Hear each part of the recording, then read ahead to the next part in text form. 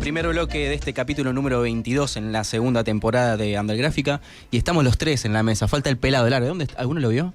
No lo he visto. No, igual te vibró el teléfono. Quizás mandó algo, me parece. No, para mí era Cachas. ¿Vos decís? Cachas, ¿te acordás de Cachas? Me acuerdo de Cachas. El Ara tiene un casamiento hoy. Cierto. Y era algo raro había dicho de casamiento, no sé, como que era un casamiento bizarro, ¿no? Algo así. Bueno, viniendo No del me árabe extraña, puede sí, ser realmente. cualquier cosa. Imagino a él disfrazado de domadores de ñandú, cazándolos. Tal ¿Se cual. imaginan? Tal Con cual. el cosito de los curas. Igualmente mandó un mensaje con una inquietud que tiene él al respecto. Mira, escucha. Entonces normalmente mi inquietud es esa. Yo por ahí no quiero ofender a nadie, ¿viste? Porque por ahí uno hace una comparación, pero es como eso. Es como que el Nacional B, ¿viste? Tiene su mística también. Y hay equipos que en realidad no quieren ascender a la primera A porque siempre fueron de la B. Ojo, no estamos haciendo ningún comentario de... Obvio, yo soy de Arriba, ya lo sabes. No estoy haciendo ningún comentario de lo de primera. Me refiero a que hay bandas que sí quieren seguramente permanecer en esa mística, ¿no? Y no ser la banda comercial. O sea, me imagino que debe haber varias vertientes.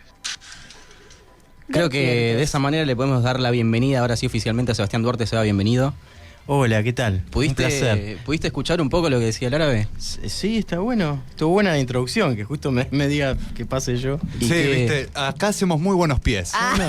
Igual yo dije vertientes en un momento. ¿Qué opinás? lo quería cargar En ese a- sentido, vos que entrevistaste a tanta gente y que lo viviste también en ese sentido, a lo que nosotros denominamos el under de... Nosotros tenemos promedio 30 años más o menos. Lo que nosotros Hay una denominamos... chica más chiquita. Sí, olvídate. Sí, no. 35. En realidad vos sos el único de 30. ¿Cómo? No, ¿cuántos años Máximo. tenés? Yo me estaba. Ah, fue mi Cristian, re pendejo, cumpleaños. es verdad. O sea, promedio Bueno. tenemos 25. Claro. Más o menos, pónganle, no Fuiste por importa. Ahí arriba. está. No importa, A no una importa. chica no le digas nunca eso. No pasa nada, si Croa tira su nombre verdadero también lo dice al aire. Sí, ¿o esto yo tiro todo. Ya no hay secretos con Croa. Te No, decía, en sí, ese yo- sentido, ¿vos pensás sí. que hay artistas que quieren permanecer en el circuito under? Sí, yo creo que sí. Hay artistas que lo hacen por elección y hay artistas que porque otra no les queda o porque lo que ofrecen no es para el gran mercado. Entonces ahí se produce un dilema entre el arte y el mercado que suele pasar. Por ejemplo, hay una banda Masacre que se llama Masacre, Ujú. que era Masacre Palestina cuando yo los conocí. Esa banda era una banda de mito, de culto, una banda mítica de culto que fue de culto como 20 años. Y en la última época el mercado entró dentro del mercado, ¿no? Y cambió eso, empezó a llevar más gente, pero en una época tocaba en lugares muy chiquitos. Y así ha pasado con muchas bandas, o bandas más contestatarias que que el mercado no se ha interesado por ellas. Hay de todo, me parece. Hay grandes grupos que quizás no salen de un garaje, de un barrio, en Bursaco, Berazategui, que a lo mejor son mejores bandas que Él mató a un policía motorizado, viste que es una banda media de moda. Bueno, pero yo calculo que no lo hacen, pero no porque no quieran. No Sino creo. porque quizás no están las posibilidades económicas o porque no te llaman de ningún lado. No, yo estoy de acuerdo con el árabe, ponele. Para mí hay muchas bandas que quieren seguir siendo de barrio y se encapsulan en eso. Quiero ser de barrio y mi público es este y otro público no voy a tener porque soy Sí, careta. pero con un si tengo circuito otro grupo. fijo. Con un circuito fijo de lugares que es seguro que vas a ir, que es seguro que estás tocando siempre. Es que te y no- dura un tiempo igual. Porque llega un momento que tenés el tope y decís, bueno, si hay tanta gente que me escucha acá, puedo seguir más. Claro, sí, y hacerlo. por el otro lado se puede ir incrementando la cantidad de gente que te va a escuchar o te va a ver. Seba, y vos Entonces, que entrevistaste, por ejemplo, a Ricky Espinosa, que era una persona que se movía en Bueno, ese sí, ambiente. justo se me venía un poco en la cabeza él y otras bandas más, como, a ver, nombrarte a Doble Fuerza. Bueno, hay un montón de grupos, más en el ámbito del punk. Sí, en esos casos pesa mucho más lo ideológico. Sin embargo, Ricky llegó bastante lejos, porque llegó a telonear a los Ramones, llegó a llenar cemento. Lo que pasa es que él era una persona muy visceral que defendía mucho sus ideologías y en el terreno de la ideología se basaba en la autogestión, la independencia artística. Y en ese terreno es muy difícil poder triunfar. El único gran ejemplo que tenemos de la autogestión que fueron tocados por la varita mágica fueron los Redonditos de Ricota. pero después no existió un grupo que haya llegado a semejante magnitud, porque todos de alguna manera, en algún momento terminan, no digo transando, sino cediendo. Me parece que es más la palabra ceder que transar. Ya sea con una distribuidora o con una coproducción. Por ejemplo, hay un sello que se llama Pop Art. Bueno, Masacre, que siempre fue independiente, terminó ahí en Pop Art. Antes estaban sellos mucho más chiquitos. Pero yo creo que en todo artista, yo conozco cientos, no sé, yo hace bocha que trabajo en esto, o que me muevo, porque yo ya de chico hacía radio. Todos los artistas quieren que se escuchen sus canciones. Si no, nadie hace... Es como que yo haga un libro y que no quiera que nadie lo lea. No, yo quiero que se lea el libro. A lo mejor las temáticas que puedo abordar yo es muy paralelo a la música esto. Porque yo hago un libro de rock, puede ser un disco de rock. A lo mejor abordo temáticas que no son masivas, ¿no? Pero eso es una elección. ¿Cómo puedo elegir hacer temáticas masivas, como hacer un libro de Charly García o de Cerati? Que eso no está mal, son elecciones o inquietudes que tiene uno. Yo me dejo llevar bastante por mis inquietudes, no tanto por el mercado, aunque escribí libros pedidos por el mercado. ¿Como cuál, por ejemplo? Y escribí un libro sobre la vida de Madonna, por ejemplo. Lo que traté es de buscarle la vuelta, que tuviera una identificación conmigo dentro de la búsqueda. ¿Qué quería contar de Madonna? ¿No? ¿Qué quería contar? O sea, lo que a mí más me llamaba la atención de Madonna lo volqué, porque al principio yo hago libros para mí. Por eso, justamente, ¿y el que hiciste de The Cure y el de Pink Floyd fueron para vos, por ejemplo? El de Pink Floyd, no, el de Pink Floyd lo propuse yo a una editorial grande. Pero a mí me gusta Pink Floyd. Y el de The Cure también, a mí me gusta mucho The Cure, me gustaba mucho de adolescente. Además del punk, me gustaba mucho la música darky. Y también tiene que ver un poco con lo que a mí me gusta, con la parte oscura del rock, la filosofía rockera. Pero el libro de Madonna, por ejemplo, no lo elegí yo. El libro me lo propusieron y yo me acuerdo que estuve 2 semanas para responder hasta que le encontré la vuelta, y creo que el libro salió bien como... ¿Cómo era la propuesta en principio, te acordás? Y iba a venir Madonna, esa era la propuesta. Entonces la editorial me llamó que es un trabajo por encargo, mi profesión es así. Claro. Si vos querés vivir esta profesión, más o menos tenés que adaptarte. Yo lo que trato de hacer es vivir de mi profesión, pero afuera de lo que es mi trabajo específicamente, de lo que vivo. Hace muchos años trato de hacer cosas que a mí me cierren, que tengan que ver con una cuestión ideológica mía. Es lo que me deja dormir tranquilo. Si no, no podría dormir tranquilo, porque sentiría que me estoy traicionando todo el tiempo. También ahí está el trabajo en el que, más allá de que hacer lo que a vos te parece bien ideológicamente, o lo que te representa, o lo que te guste, también quizás tenés que adaptar la escritura a alguien de afuera, ¿no? A los lectores. Más allá de ponerle tu impronta a lo que te gusta, quizás a la hora de escribir un libro sobre Pink Floyd, nada, eso. No, yo no, está bien, sí, son pensamientos. En el caso mío, yo escribí 7 libros. Este que vengo a presentar, Yo toco en cemento, es el 7º. Yo creo que tengo más o menos mi característica ya, de cómo escribo, de qué manera me gusta comunicarlo. No soy un tipo de escribir mucho con moños y difícil. Lo que trato siempre es de tener una característica. Creo que los que leyeron algunos libros míos ya enseguida se dan cuenta cuál es mi característica, mi línea de escritura. Lo que soy muy descriptivo y quiero que se entienda lo que digo, ¿no? Que viste, uno está ahí leyendo 2 veces un párrafo. No, yo quiero que se entienda. Me focalizo mucho en eso. Y en el tema de la descripción, porque me gusta que la gente imagine. Porque ven, claramente es lo que a mí siempre me gustó imaginar. Claro. Entonces he leído autores que a mí me volaron la imaginación. ¿A quién leíste, por ejemplo? Y mirá, yo tengo algunos autores que son mis favoritos, por ejemplo Baudelaire, Artaud, Stephen King. Bueno, son un montón. Te podría nombrar un montón. Arlt. Borges lo he leído, pero Borges es un poquito más retorcido Más para rebuscado. entender, más rebuscado. Pero, y son todos escritores oscuros, Sí. con mucha oscuridad, y a mí me gusta mucho. Yo abordo bastante esas temáticas en todo lo que escribo, porque voy por esos costados. Ya te digo, el libro de Madonna es muy oscuro, aunque uno cree que se va a encontrar con la mega estrella. No, yo voy por otro lado. ¿Qué vuelta le diste? Y a mí me interesó mucho la primera etapa de ella, cuando ella se fue a vivir al Bronx, cuando se metió con los artistas callejeros, cuando tuvo una banda punk, cuando era una rea. Claro. ¿Viste? Entonces ella tiene que ver con la característica de lo que a mí me gusta presentar o lo que me gusta hablar. Entonces toda esa parte es la que cuento para llegar a la que se transformó después, ¿no? Todo lo más oscurito, Claro. ¿no? Que en general no es lo que atrae, ¿viste? Uno quiere saber ¿Vos decís que no? Sí, pero uno quiere saber la parte más mediática.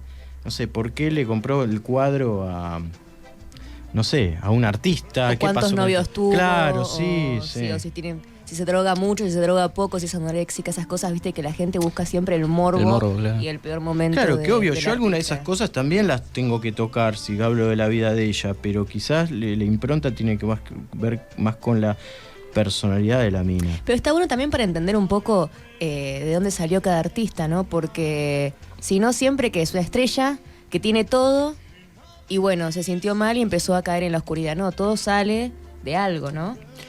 No, sí, es que a mí me interesa siempre ir a la raíz, Claro. ¿viste? Porque ¿para qué hablar de lo que es? Por ejemplo, el libro de The Wall. Yo vine a hablar de otro libro, estoy hablando de los dos libros. El libro de The Wall, por ejemplo, yo abordé mucho la temática entre la filosofía del rock y la política, muy entremezclado, porque yo soy un tipo muy politizado. Por más que no haga libros, siempre hay algo de... Me interesan las cuestiones sociales. Debería haber estudiado sociología. Y bueno, en ese libro yo encaro bastante toda la temática de la guerra, de la Guerra Fría. Abordo mucho eso y también la parte psicológica del trabajo de The Wall, que fue una obra que a mí me rompió la cabeza. Yo la vi a los 13, 14 años por primera vez en un cine porno. Acá en Avellaneda, frente a donde está el Carrefour. Yo le digo Carrefour, no sé cómo se Sí, llama. sí, yo también le digo Hay otros Carrefour. que dicen, claro. Bueno, ahí yo era tarjetero de un boliche que llamaba Soho. Había un shopping que llamaba Shopping Sur, que fue el primer shopping que hubo acá. Miren que no tengo 73. Lo que pasa es que era precoz. Me escapaba de casa, desde muy chiquito. Y bueno, fui a una primera reunión de tarjeteros y los pibes eran todos grandes. Y terminó la reunión de tarjeteros y iban a ver The Wall. Se juntaban ahí en el cine. No, salimos de la reunión de tarjeteros, era un martes a la tarde. Yo era un chiquitito, pero quería ser grande, obviamente. Todos pibes más grandes. Y iban a ver The Wall y yo me enganché. Y cruzamos y había un cine porno ahí enfrente al Shopping Sur. Y me acuerdo que habían carteles de minas en bolas. Semi en bolas estamos hablando, no eran en bolas, pero entramos y había un cartelito que decía hoy The Wall, Pink Floyd, viste, en fibrón negro.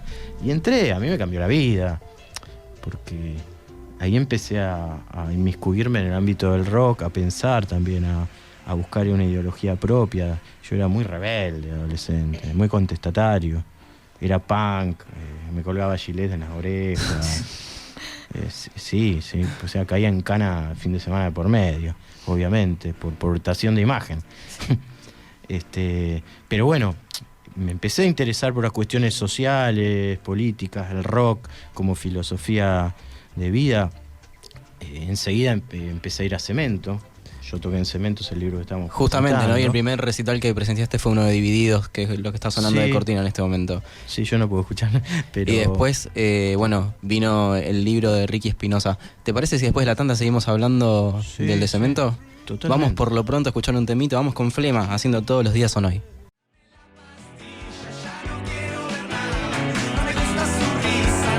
Amigo Ácidos, dame la pastilla en este segundo bloque de Undergráfica en el capítulo número 22 de la segunda temporada. Y Seba, antes de irnos a la tanda habíamos hablado de tu primera visita a Cemento y aquel recital de Divididos. ¿Qué te acordás de ese día? Nada. Sí, no, sí, me acuerdo, claro, me acuerdo. No me acuerdo tanto del show. Por ejemplo, el otro día estuve hablando con Gillespie, que él tocaba en esa época en Divididos, y me preguntaba si yo me acordaba justamente del show. Y yo le decía que más o menos me acordaba del show. Fue tan el impacto del espacio, del lugar para mí, porque yo tenía creo que 16 años, por ahí, no me acuerdo, pero era chico, era muy chico, 15. Y estaba más pendiente de la escena. No sé si me explico. Sí, más sí, de sí. ver la gente que había, los pares que tenías al lado, cómo estaban vestidos. Ya eras un periodista en ese momento. Bueno, eso sí, de chis. Yo creo que yo me definí ya de adolescente. O era músico o era periodista. Lo que pasa que todavía no tenía definido que iba a ir para la línea de la música o de la tendencia que va para este lado. Sí, yo quería ser corresponsal de guerra cuando era adolescente. En serio. Yo me acuerdo que leía el diario. No, leía. A mí me gustaba mucho leer el diario. Era muy aburrido. Por un lado era un loco y por otro lado aburrido, porque ¿quién iba a leer el diario? Y yo leía la sección de Internacionales de la Nación. Me parecía muy, muy intensa. Había muchas guerras en esa época, la guerra del Golfo, ¿viste? Estamos hablando de principios de los 90. Sí, sí. Y yo quería ser corresponsal, mi vieja estaba desesperada. Igual no lo creía. Pero bueno, el show ese de Cemento para mí fue crucial. Yo era muy curioso y me metía en las cuevas que había que meterse, ¿no? Bueno, te metiste en un cine porno. Está bien. Está bien. Bueno, pero era así, pero porque siempre fui muy atrevido, ¿viste? No, en contra de la ley, por decirlo de alguna Bueno, pero manera. te fue bastante bien descubriendo así. ¿O te llevaste un chasco alguna vez por atrevido así, meterte algo y decís no? Y Porque bueno, ese- caer en comisaría no está muy bien, ¿viste? Bueno, pero Digamos. son riesgos, es arriesgarse a... Sí, bueno, Bueno, yo está igual eso buenísimo. no se lo recomiendo a nadie, esa es la parte fea, No, pero que pasás peligros, a veces cuando entras a lugares que no son los indicados, pero bueno, tiene que ver con mi personalidad. Ahora no ando entrando así, ya ahora pienso las cosas. Si no, no crecí, pero estoy en vías de desarrollo, como los países emergentes. Pero no, Cemento fue un lugar que para mí marcó la vida de varias generaciones, no solamente de la mía. Incluso la anterior a la mía y posteriores a la mía, creo que, porque abarcó, mira, los 80, que estamos hablando de la época que había llegado la democracia.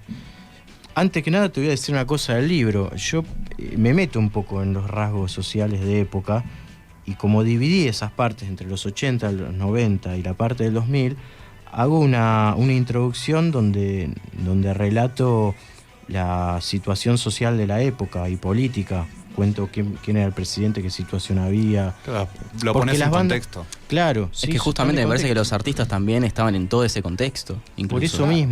Por eso mismo elegí, eso lo elegí muy a lo último, antes de imprimir, unos días antes. Porque las bandas mismas te cuentan qué les pasaba, a lo mejor no tenían laburo, sus padres no tenían laburo, o aparecían bandas que hablaban contra Menem, por ejemplo, Bersuit, por ejemplo, o sea, había una coherencia, se perseguía mucho al rock, entonces, y el rock era muy contestatario por las complicaciones que había a nivel social, cerraban fábricas, y la esperanza, los pibes ponían la esperanza en la música, y muchos de los músicos que ahora son muy conocidos y que suenan en las radios, en Cemento se hicieron de abajo, autoproducían sus conciertos, volanteaban, salían a la madrugada a pegar carteles con engrudo. No es que había asistentes, viste el mejor sonido, todo lo tenías que hacer vos, en colaboración con tus amigos. Eso lo cuentan los músicos en el libro, lo cuenta, por ejemplo, Adrián Darge, los de Babasónicos, o bueno, una banda que quizás es más contemporánea a ustedes, que se llama El Bordo.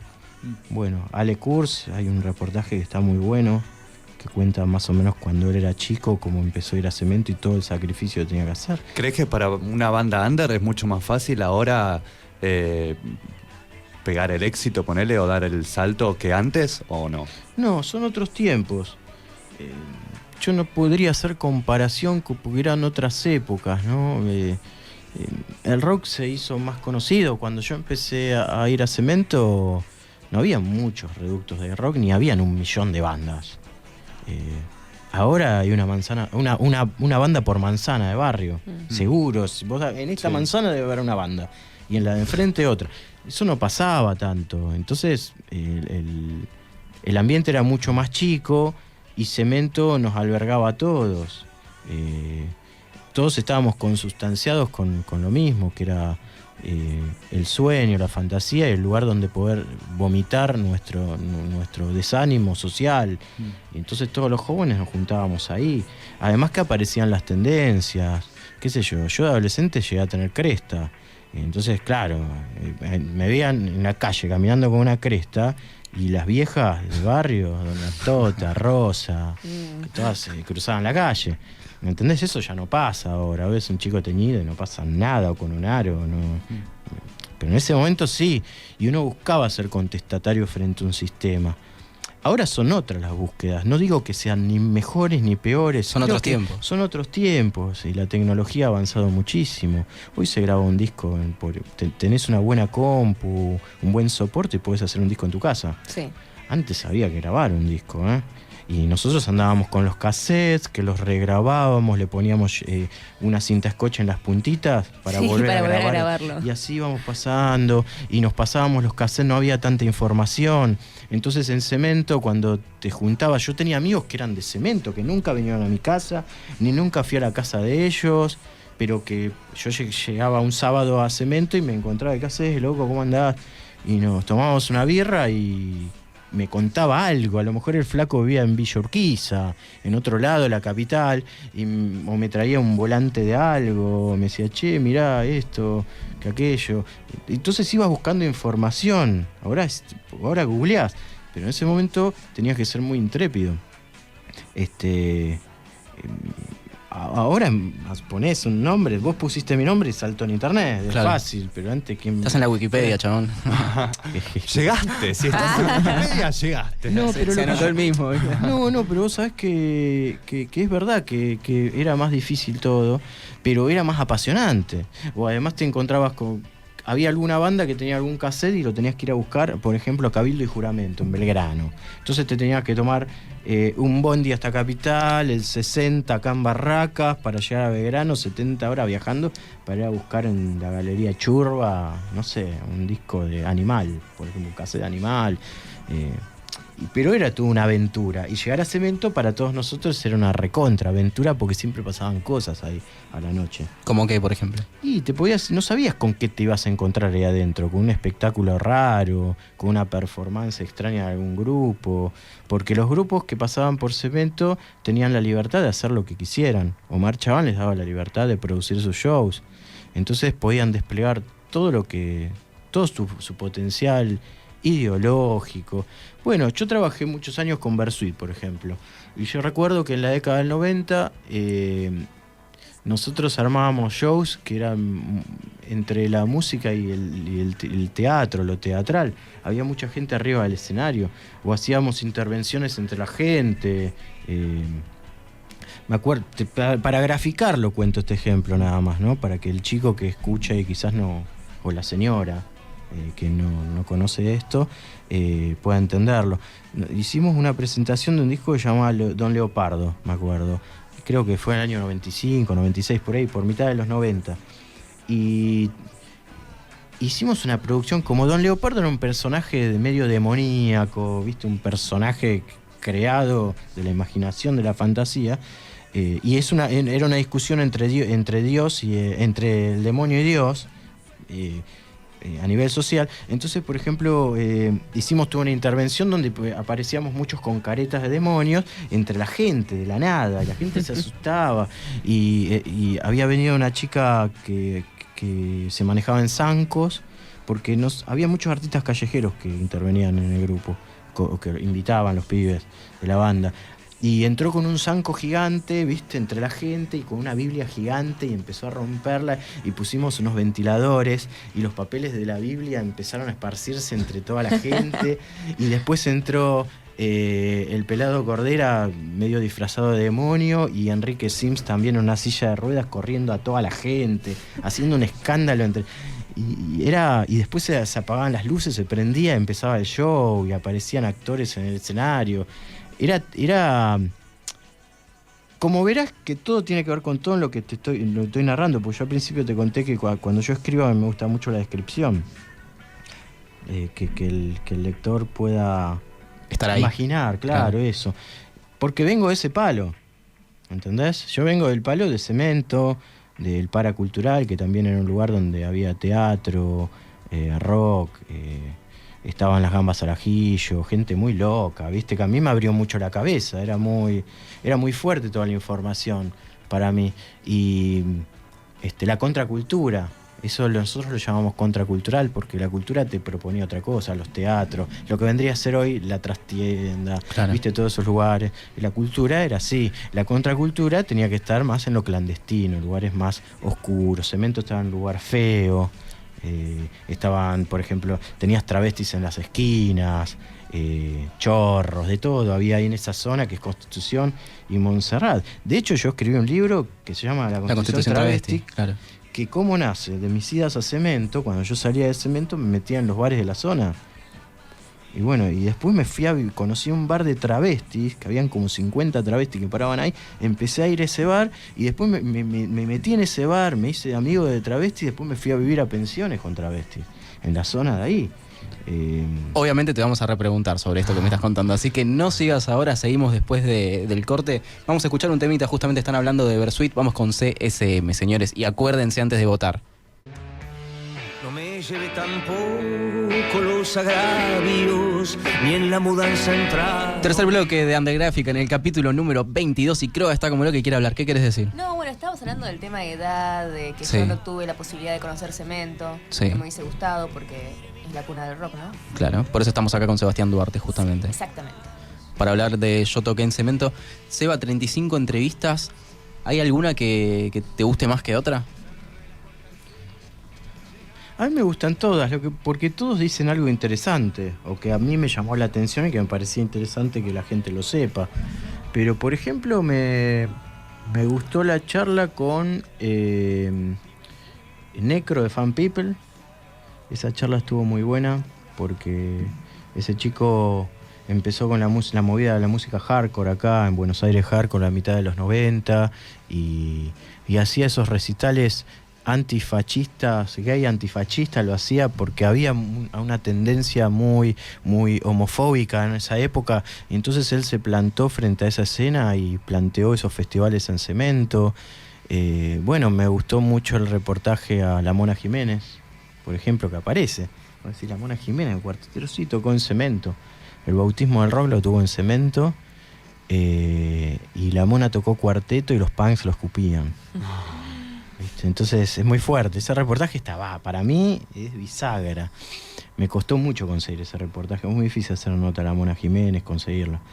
Me gustó el reportaje a Chizo de la Renga, que él cuenta que estudiaba en un colegio técnico acá en Barracas, ahí a la vuelta de la iglesia Santa Lucía, Sí. en un colegio técnico. Él la secundaria la terminó ahí. Y él venía desde Mataderos. Y curtía Cemento y curtía San Telmo, el Bancón de la Plaza, un bar donde yo iba, pero yo no lo conocía. Y él cuenta, por ejemplo, que él trabajaba no me sale la palabra ahora, destapaba cloacas, era plomero. Y cuenta que una noche que salió de Cemento, que salía a 6, 7 de la mañana, a las 8 de la mañana tuvo que estar en Mataderos destapando una cloaca. O sea, es muy carnal el libro, muy humano, porque lo que yo trato de hacer, ¿no? El lector se dará cuenta después si lo logré o no lo logré, es que se pueda tener una radiografía del artista como ser humano y no como una estrella de rock. Tercer bloque de Undergráfica en el capítulo número 22 y Croa está con tantas ganas de hablar que me Pero vas a pasar las vías de comunicación. No se escucha, que yo hago comentarios extra. 416 28 48, Facebook, Twitter o Instagram, Undergráfica. Seba, ¿te gusta The Cure? Sí, bueno, si estábamos hablando del libro, ¿no? De The Cure al principio. Que sí, me gustaba mucho de adolescente. También la parte gótica, todas esas tendencias tenían mucho que ver con cuando yo era muy adolescente. y me impactaba mucho.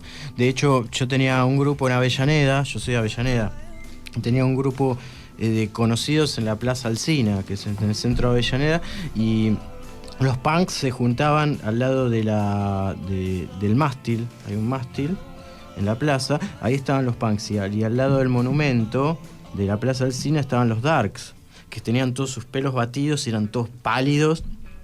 Y ahí me hizo una amiga que se llamaba Vera, que se pintaba lágrimas negras en la cara, y ella fue noviecita de Charlie Alberti, el baterista de Soda Stereo. Y ella me pasaba música, me pasaba The Cure, me pasaba Joy Division, cosas que ¿viste? Me volaban la cabeza. Y me gustaba la estética también de ellos, ¿viste? Eran todos así pálidos, parecían vampiros. Todos de negro, con capelinas. Era todo muy visual, ¿viste? No, ahora es una tontería, pero en ese momento mirabas y decías, chao. Más que yo era un pibe de barrio, cerca del Doque, ¿viste? Que en mi barrio no. Tenías que ir al centro, la capital. Yo siempre tenía un contacto mucho con la capital porque sabía que toda la movida estaba acá. Entonces andaba por la capital. Soy porteño, pero vivía en Avellaneda. Pero sí, el conurbano es el conurbano y la capital es la capital. Incluso hoy existen diferencias. Quien vivió en la provincia, en el conurbano, y viene y habla con un porteño, hay diferencia de idiosincrasia, de cultura, de idiosincrasia. Una cosa es vivir en los edificios y otra cosa es vivir en un barrio. Claro. ¿Viste? Donde conoces al panadero, acá no conocen edificios en el centro. Yo lo digo porque tengo muchos amigos desde la adolescencia, pues estudié acá en Barracas y tengo amigos porteños. A veces no sabe quién es el vecino, el mismo piso, ¿viste? Cada uno siempre vive en su vorágine. Pero bueno, acá en Capital o de Avellaneda ya te saltaba a las fiestas góticas. Acá en Capital, Arlequines era un lugar donde los góticos hacían fiestas, los darkies, y yo iba a mirar. Yo no es que me disfrazaba de gótico, iba a mirar y me quedaba mirando, y a lo mejor era como un circo para mí, ¿viste? Copado. Entonces miraba toda la escena, veía lo que hacían, me ponía a hablar con gente. Siempre fui muy cara dura para hablar, ¿viste? ¿Me entendés? Muy cara dura, así, de hablar. ¿Y la Constitución Travesti cómo nació? Dijiste que terminaste en ese bar rodeado de travestis. ¿Y cómo se te ocurrió hacer un libro de eso? Lo que pasa es que las ocurrencias, yo estaba escuchando lo que le preguntaban a la chica que hablaba recién del libro, que me resulta interesante lo que... La temática, sí. Sí, porque yo pensaba mientras ustedes hablaban, perdón que te diga lo que pensaba, pero pensaba... No, por favor. Qué loco, ¿no? Porque a veces uno lee novelas, ¿no? Y las novelas pueden no ser novelas, puede ser la vida misma, ¿viste? La vida tiene tantos matices que realmente... De hecho, hay películas, yo miraba series de pendejo que tenían una pantalla en la mano, ¿viste? Extraterrestre, y ahora existe el celular con una pantalla y ves a un chaboncito del otro lado. Entonces, la fantasía, la realidad supera la fantasía. Y mira, el libro de Travesti, yo no sabía, creo que yo nunca supe que iba a escribir un libro. Vos le preguntabas recién si querés hacer otro libro, y la chica a lo mejor no tiene ni idea, ni nunca, y antes de conocer al padre, en su vida había pensado que iba a escribir un libro. Es en el momento vos decís de, uy, esto lo quiero... Ojo, hay gente que no. Hay gente que no. Bueno, Igual vos dijo que empezó a escribir. No, a mí me pasó como esta chica, claro, que yo no sabía, no. Yo hasta el primer libro que escribí, el último punk, fue a los 30 años. Lo escribí a los 30, salió cuando yo tenía 31, pero a los 29 años, hasta los 29 años yo nunca pensé que iba a escribir un libro. Ni se me ocurrió, ni tenía la remota idea de que un día iba a escribir un libro, no estaba ni en mi imaginación. Para nada, una cosa que, bueno, hacía periodismo, escribía en diarios, en revistas, pero nunca dije, che, qué lindo sería escribir un libro una vez. No lo pensé nunca. ¿Y qué fue lo que te llevó a hacer ese primer libro? Algo que me llamó la atención, que fue la vida de Enrique Espinosa. Cuando muere el flaco, ahí me aparece, empiezo a pensar, detrás de este chico debe haber una vida re interesante, por lo poco que lo conocí, por... las cosas los mitos del barrio. Es lo que te iba a decir, es como hay mucho mito alrededor del personaje de Ricky Espinosa. Habían cosas reales y cosas que no, y cosas por conocer. Entonces, cuando yo empecé a pensar en las cosas por conocer, ¿qué había detrás de tal canción, de tal disco que hizo él? ¿Por qué decía lo que decía? ¿Por qué pasaba lo que? ¿Por qué tal comentario ahí en el entorno? ¿Por qué en la sala de ensayo de Avellaneda? Yo siempre toqué la guitarra, ¿viste? Ahora no toco, pero bandas, pero cosas que, rumores de nuestro barrio. Entonces dije, tiene que haber algo detrás. Y ahí pensé, digo, voy a ir detrás de eso, a ver qué hay. Cuando empiezo el proceso, ahí digo, sí, es un libro. Es la vida de este flaco. ¿Cómo arrancaste el proceso del libro de Ricky? ¿Qué es lo primero que hiciste una vez que dijiste, bueno, ok, lo voy a hacer? ¿A dónde apuntaste primero? Primero fui a hablar con los padres primero me dijeron que sí, después que no. Después hablé con la novia no quería. Después entendí por qué no querían, porque la vida del pibe era una vida de película y al límite. Entonces era muy desgarradora su vida y entiendo, es lógico, no van a querer, porque es una vida Sí. Heavy. sí, muy picante, al punto tal que se tira de un piso, imagínate. Estaría muy border el flaco. Entonces, primero hice eso. Después, cuando me dijeron que no, estuve como 2 meses dando vuelta en mi cabeza. ¿Qué hago? Sí, lo hago, no lo hago, lo hago, no lo hago, no lo hago, no lo hago. Y un día dije, lo voy a hacer, ¿por qué no? Sí, yo quiero hacerlo y me parece que da para hacerlo. ¿Y cuál era la primera intención? ¿Era escribir para que los lectores descubran quién era él? ¿Para hacerle un homenaje? ¿Cuál fue tu intención No, homenaje inicial? no, porque yo nunca fui fanático de Flema. A mí me gustó la primera época de Flema, que vi los primeros shows. Después los vi, después lo conocí a Ricky personalmente. Él fue novio de una amiga mía de esa época. Hubo conexión, pero nunca fuimos amigos. Éramos como el ambiente y del barrio. Pero lo que me llevó a mí a escribir el libro fue la transparencia del tipo, que él era un tipo diferente en la escena. Como hablábamos hoy, yo conocí muchos rockeros, tangueros, folcloristas, de todo, porque muchos músicos de todo estilo. Y Ricky era distinto.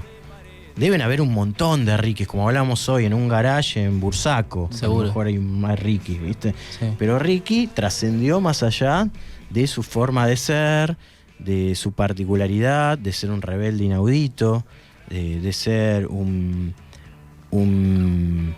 una persona que iba en contra de lo preestablecido a nivel social. Era un pibe que a lo mejor si los veías tomando una cerveza arriba del escenario, también lo veías abajo. Había Claro. como una congruencia de lo que vos veías con el su tipo vida. que cruzabas en la calle, ¿no? Entonces eso lo hacía.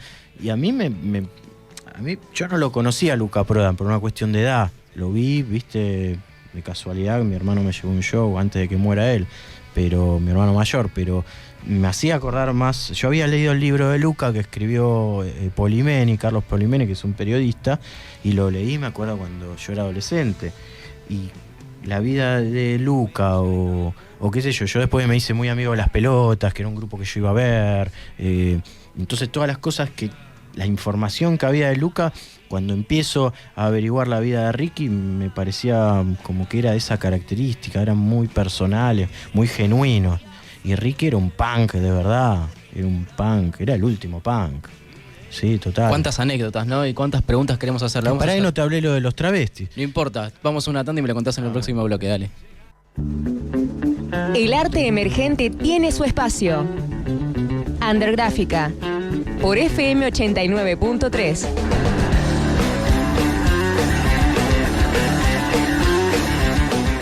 Últimos minutos de este capítulo número 22, sí señores, 22 de la segunda temporada de Undergráfica en Radiográfica FM 89.3.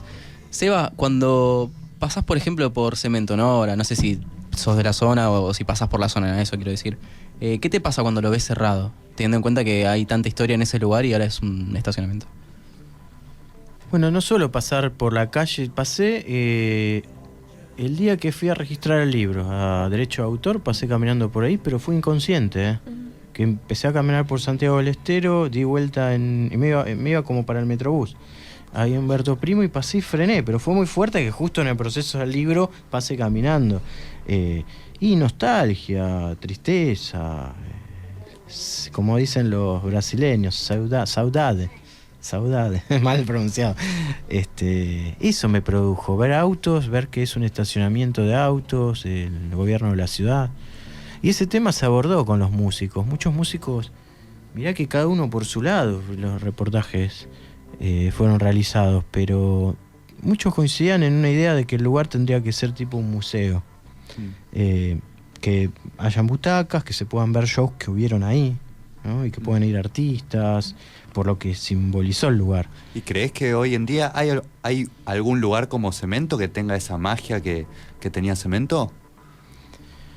No, yo no conozco la movida adolescente de hoy, la verdad, por una cuestión generacional, pero el lugar que quizás más se asemeja al espíritu de Cemento por su punkitud, por el espíritu punk, es el Salón Pueyrredón en Palermo.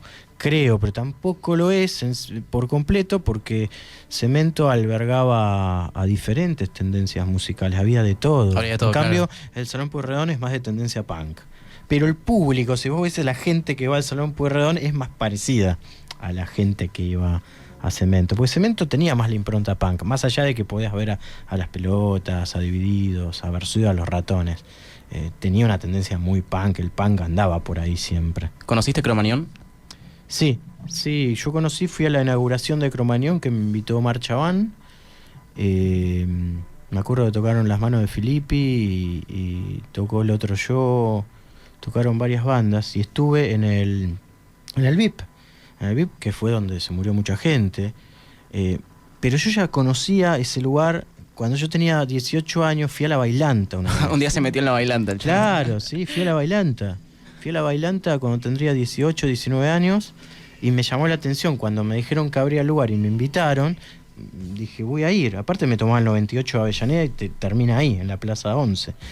Y fui y es muy loco lo que te voy a contar, pero ¿sabes qué me llamó la atención del lugar? Que me puse a mirarlo, la Media Sombra, que es la que se incendió. Sí. Me llamó la atención porque tenía un registro de cuando yo fui a la Bailanta, de ver una Media Sombra. Entonces cuando llegué, miré el lugar a ver qué diferencias había, me acuerdo que miré la Media Sombra y me acordé, no dije, ay, una Media Sombra, me acordé que es de la tela, por decirlo, una tela negra. Y pensé en eso. Después cuando pasó lo que pasó, bueno, y a mí la gente de Callejeros me Te había invitó al invitado, show. claro. Sí, yo lo conté eso. Pero como yo cumplo años el 30 de diciembre, no fui. Ellos tocaron 29, 30, por ahí. Sí, sí. Y a mí me llamaron el 29 a la tarde para invitarme el 30. El 30 era el último, ¿no? No me puedo acordar bien eso, pero lo que sí sé es que a mí me invitaron y me llamaron, yo vivía con mis viejos. Y yo dije, no, mañana cumplo años, no puedo, si no iría. Menos mal que cumplí años. Y bueno, esa noche yo estaba de festejo y de repente pasó lo que pasó. ¿Lo volviste a ver a Omar Chabán? No. Yo, la verdad, tuve un dilema. Yo no era amigo de Chabán, simplemente lo conocía y me conocía a mí desde chico, ¿no? Por haber ido 1.000.000 de veces y después también laburé con Versuit, hice La Ventanilla de Cemento muchas veces. Pero yo tenía el dilema. Había gente que me decía, tenés que entrevistar a Chabán, poner a Chabán en el libro porque se va a morir. Y yo la verdad que no era mi idea esa. Mirá que muchos periodistas conocidos me decían, entrevistalo porque va a ser un golazo, se está por morir. También con Katia Aleman. Y en un momento yo me planteé, digo, no, yo sé lo que quiero hacer. Yo quiero hacer una especie de homenaje al lugar donde yo crecí. Por más que yo no lo presente, es mi homenaje, porque no aparece en ningún lado eso en el libro, pero es un homenaje encubierto de mi parte. Y que lo que significó el lugar, nada más, eso es lo que yo quería que quede plasmado en un libro que es de historia de rock. Porque acá se recorre a través de esos reportajes 19 años de la escena y con cada banda que representa cada tendencia de su época, ¿no?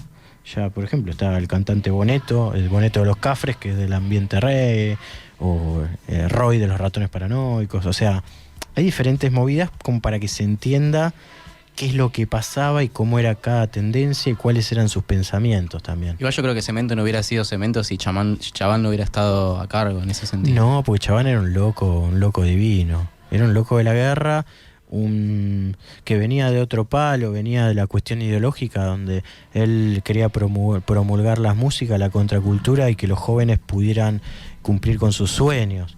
Entonces ese Cemento, las entradas eran re baratas. El lugar era horrible, no había cero inversión en el lugar, pero las entradas eran baratas. Ahí está el Claro. tema, ¿viste? Bueno, pero no había, los baños estaban rotos, el camarín era feo. Bueno, pues la entrada salía barata. O sea, si vos querés hacer algo como ahora, ¿no? Que están muy producidos los lugares, las entradas salen caras. Sí. Bueno, el dilema, él prefería poner las entradas muy baratas, muy accesibles, ponerle a la altura de hoy saldría 10 pesos un show. Estamos hablando 15 pesos, nada.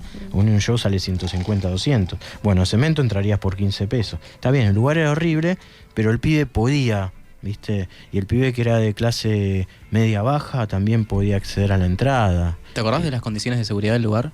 ¿O si pensabas en eso en ese momento vos y prestabas atención? Porque quizás eras pibe y no te fijabas en eso. Creo que porque Cromañón nosotros- marcó mucho el que la gente se empieza a Sí, fijar en esas cuestiones. nosotros a veces sí, a veces uno pensaba que podía pasar algo. Especialmente con las vallas al lado del escenario, estaba muy cerca del escenario de la gente y a veces si la gente era revoltosa o se podían lastimar, o si a veces las bandas contrataban a alguien de seguridad, los patobicas a veces eran, viste, medios violentos, esas cosas, pero... O a veces cuando habían peleas tribales, por ejemplo los punks con los skinheads, que a veces se armaban rosca y se lastimaban, sí, tenías miedo que pase, pero nunca pensabas en que podía producirse un incendio. Lo que podías pensar es que, por ejemplo, a mí me bajó la presión más de una vez, porque el lugar al no tener respiración, no tener aireación, y cuando había mucha gente, era una caja, eran 2 cajas de cemento, entonces te morías de calor, y yo sufro de baja presión, había veces que tenía que salir del lugar, o había muchos desmayos, esas cosas, ¿viste? Por el aglomeramiento de la gente. Pero el lugar era horrible, pero era un lugar donde que nos gustaba, no sé, uno iba ahí y era feliz igual. Yo fui muy feliz en Cemento, muy feliz, ahí crecí. Yo crecí en Cemento en vez de tocar en Cemento. Claro. Entonces, y nos permitía pensar y olvidarnos de los problemas que teníamos. Qué sé yo venía de una familia laburante, mi papá en los 90 se quedó sin laburo, estábamos hablando de la situación del país hace un rato. Los 90 fueron terribles, el neoliberalismo, y todos los pibes que íbamos ahí, los pibes que se tomaban, ponele donde sos vos, de Monte Grande, venían muchos en tren, y venías con las monedas justas, y vos te encontrabas con chicos que tenían problemas en sus casas porque sus papás no tenían laburo, porque cerraban la fábrica. ¿Crees que el lector, cuando lea el libro, va a sentir esas mismas sensaciones que sentís vos? Yo traté de que suceda eso en el libro. No la sensación, pero que por lo menos puedan tener una radiografía de época y de lugar y de contexto social, porque el rock el rock nació como una manifestación contracultural y de denuncia al sistema preestablecido. Por lo tanto, el rock es contracultura y va al choque. Así nace el rock. El rock es eso, ¿no? El pop se odiaba, pero era popular. Porque era popular, entonces era denigrado por el ambiente. Y el rock es eso. El rock tiene que es el sostén de los sin voces, ¿no? Después, bueno, está el mercado y todo eso, ¿no?